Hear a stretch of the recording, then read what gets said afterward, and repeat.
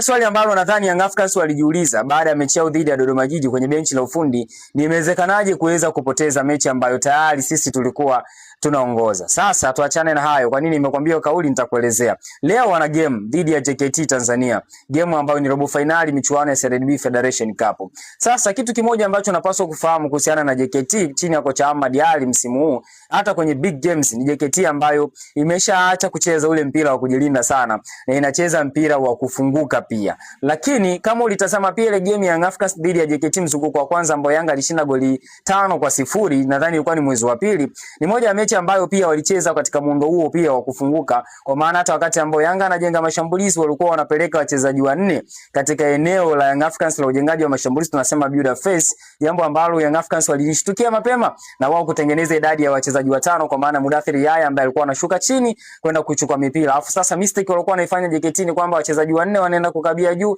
katikati tunakuta hamna mchezaji, alafu nyuma kuna wachezaji watano. Hapo ndiko ambako dhahama ile ya magoli matano ilipoanza kutokea. Game hata dhidi ya Simba Biskato wapoteza goli 1-0 ni kujenga mashambulizi kuanzia nyuma, wakawa pressurized sana, wakapoteza mpira, pasi ya mpanzo kwenda kwa Chama, Simba wanafunga goli 1. Kwa hiyo ndio muundo wao wa kiuchezaji, wanacheza kwa kufunguka. Sasa nini ambacho pengine una expect kutoka kwa Young Africans leo? Kama watacheza jinsi walivyocheza na Dodoma Jiji second half. Kwa nini nimesema second half?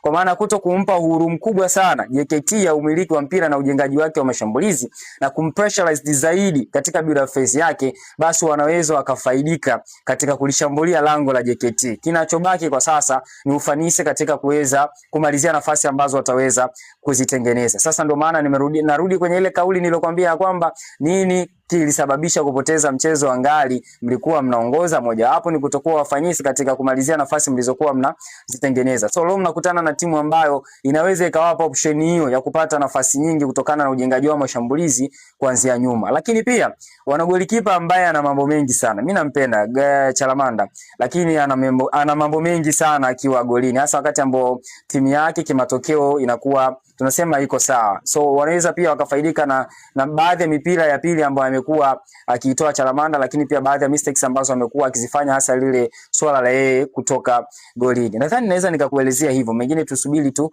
kwenye game ya Yanga dhidi ya JKT. Bana, na group langu la WhatsApp ambalo ninatoa mikeka ya bure kwa sababu watu walikuwa wakiniuliza pia namna gani ambavyo ninamuhini sana muhindi. Kwa hiyo nimetengeneza channel ya WhatsApp ambayo ukiingia, link ipo kwenye bio hapo.